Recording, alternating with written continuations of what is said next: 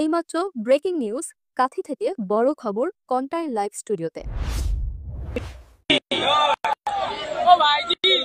সম্মানিত সভাপতি, কাথি সাংগঠনিক জেলা সভাপতি সোমনাথ রায়, ভগবানপুর বিধানসভার বিধায়ক রবীন্দ্রনাথ মাইতি,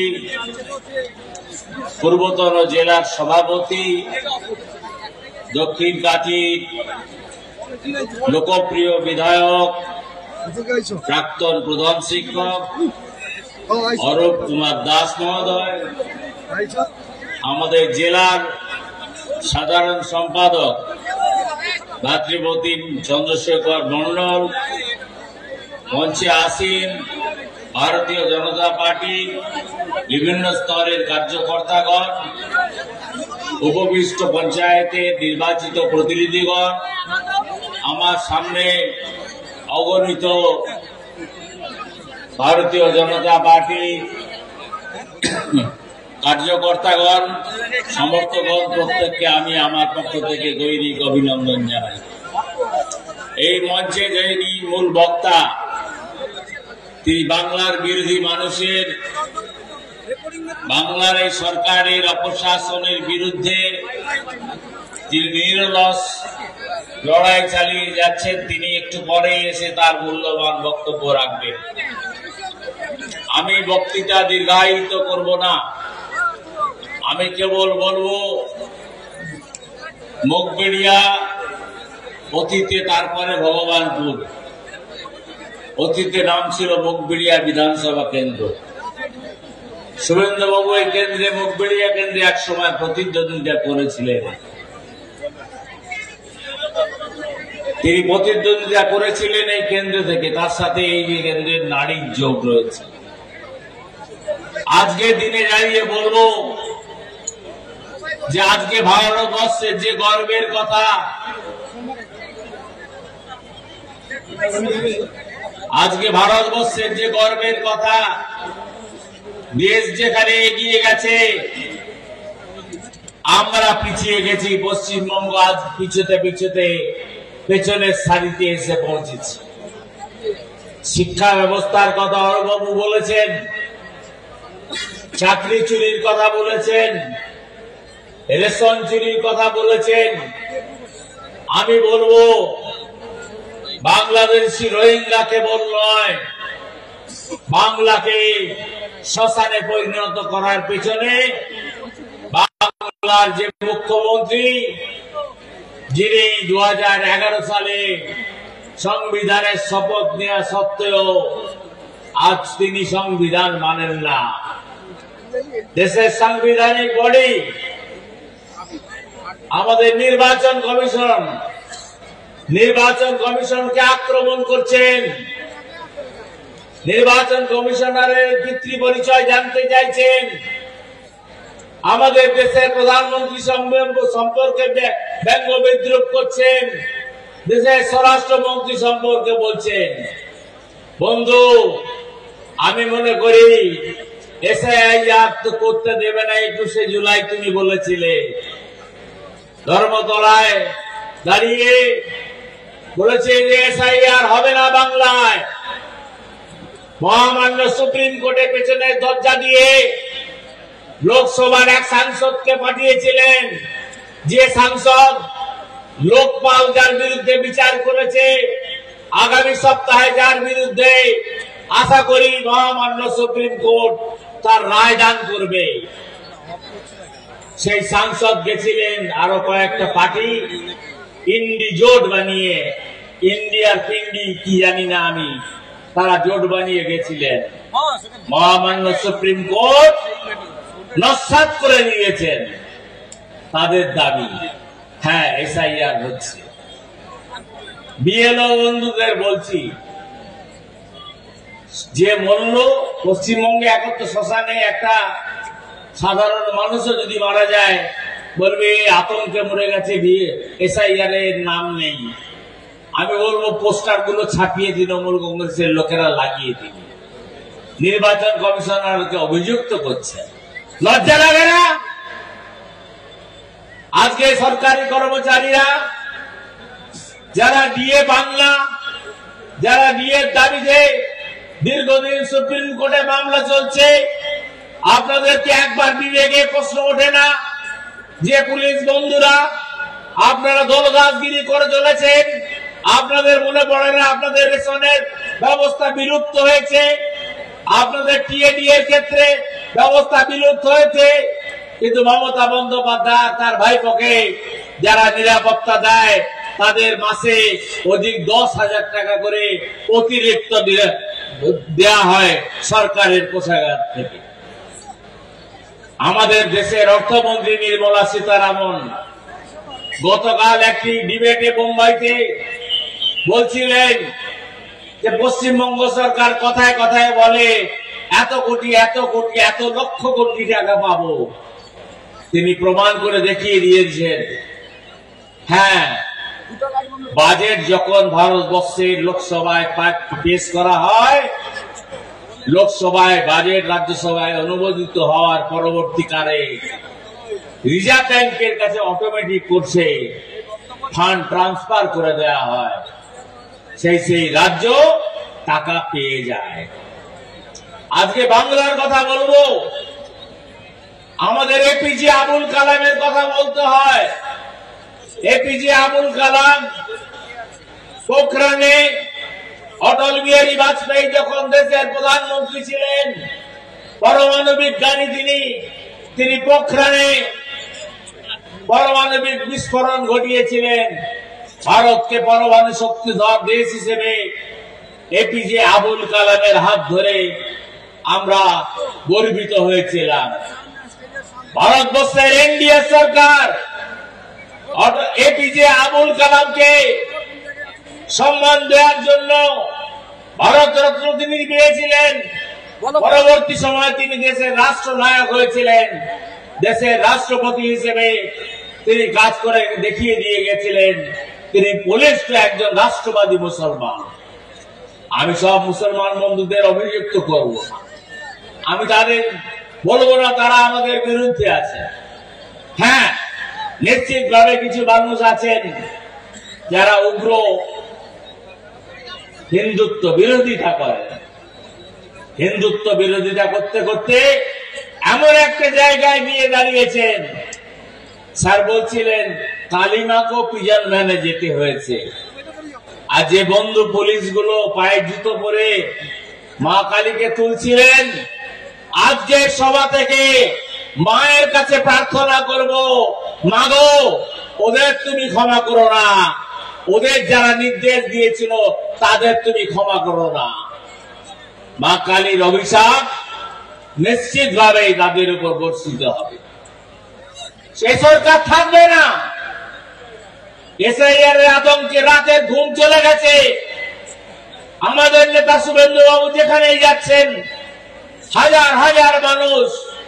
গতকাল মুর্শিদাবাদ গেছিলেন তিনি, তার সভায় সংখ্যালঘু সম্প্রদায় মানুষের উপস্থিতি লক্ষণীয় ছিল।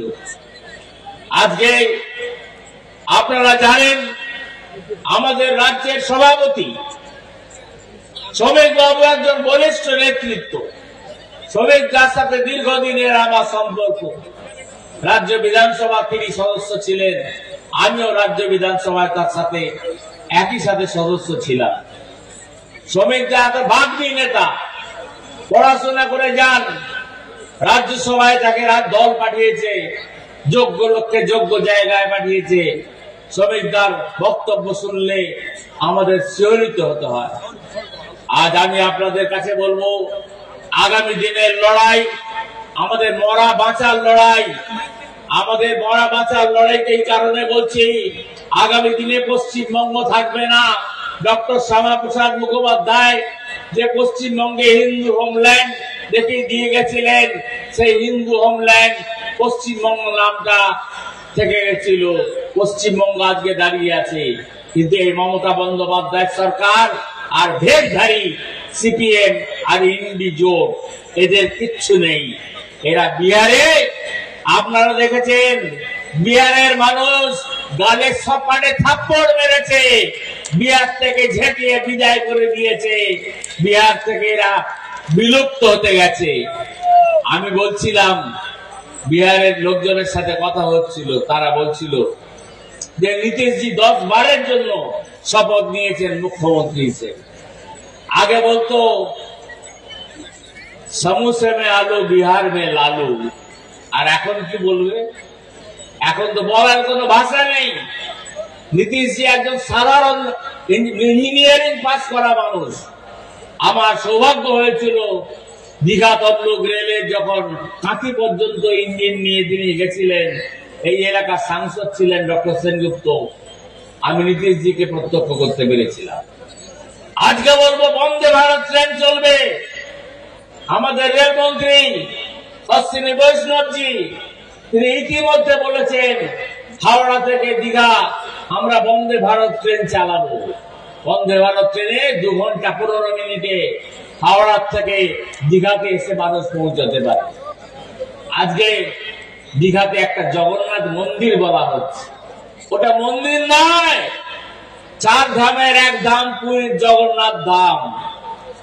আজকে লজ্জা লাগা উচিত, জগন্নাথ ধামের মন্দির নাম চালিয়ে দিয়ে জগন্নাথ কালচারাল ইনস্টিটিউট এরকম একটা কিছু নাম দিয়ে সরকারি অর্থে বানানো হয়েছে।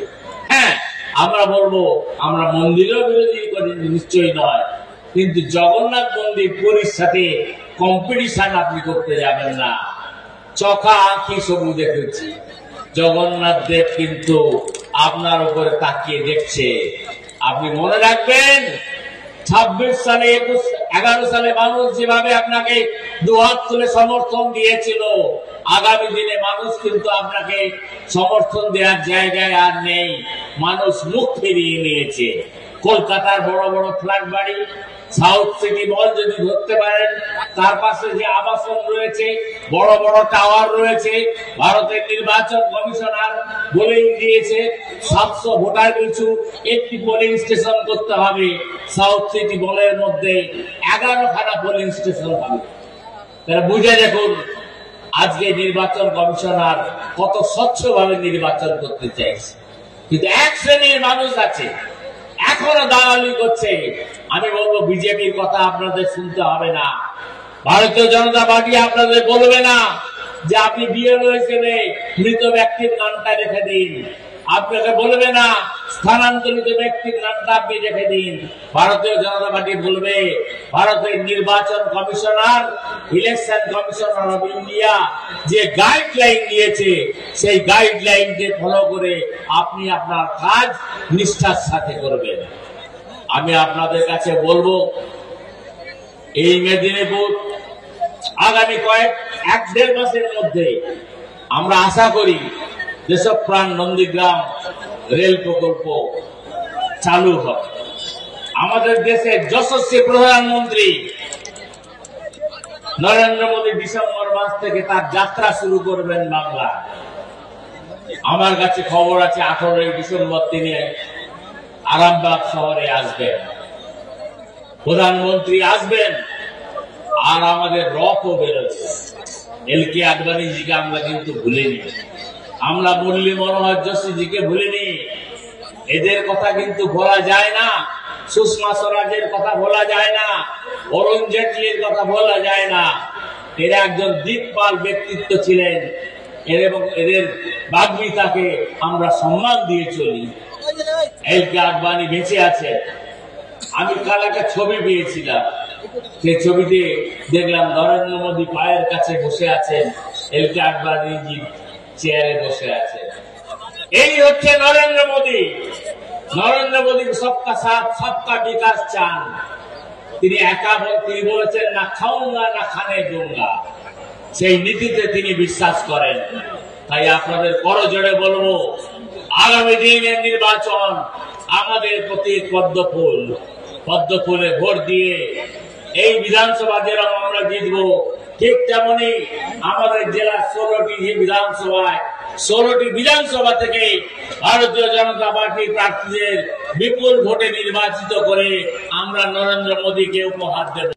এবং বাংলায় রাষ্ট্রবাদী একটি সরকার আমরা প্রতিষ্ঠা করব, যে সরকার গরিব মানুষের কথা ভাববে, যে সরকার খেটে খাওয়া মানুষের কথা ভাববে, যে সরকার মানুষকে ললিপপ দেবে না। লক্ষ্মীর ভান্ডার আমি তো বলছি শীতকালীন অধিবেশনে ওটা একটু বাড়িয়ে দেবে। আরে তুমি কি লক্ষ্মীর ভান্ডার দিচ্ছ? আমাদের মহারাষ্ট্র মধ্যপ্রদেশের মুখ্যমন্ত্রী, বর্তমান কেন্দ্রীয় সরকারের মন্ত্রী শিবরাজ সিং চৌহান লাডলি বহেন প্রকল্পটি জারি করেছেন।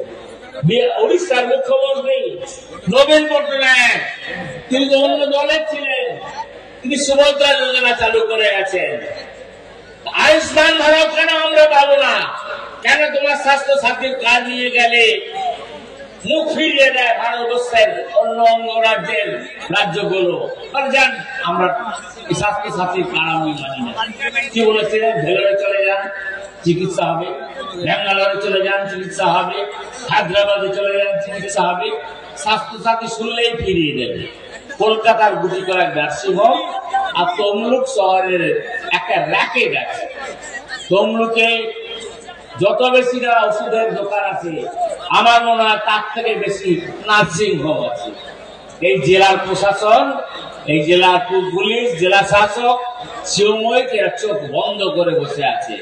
আগামী দিনে ক্ষমতায় এসে এদের উচিত শিক্ষা দেব, এই কথা বলে ভারত মায়ের প্রতি সম্মান রেখে আরেকবার আমার কথা শেষ করছি। জয় হিন্দ, ভারত মাতা কি জয়।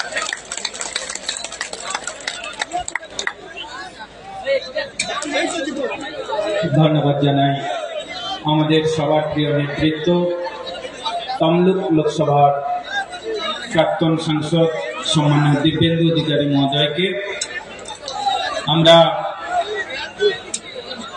যার জন্য অপেক্ষা করছি, পশ্চিমবঙ্গ বিধানসভার বিরোধী দলনেতা সম্মানীয় শুভেন্দু অধিকারী মহোদয়, তিনি অল্পক্ষণের মধ্যেই এই সভাস্থলে এসে পৌঁছচ্ছেন।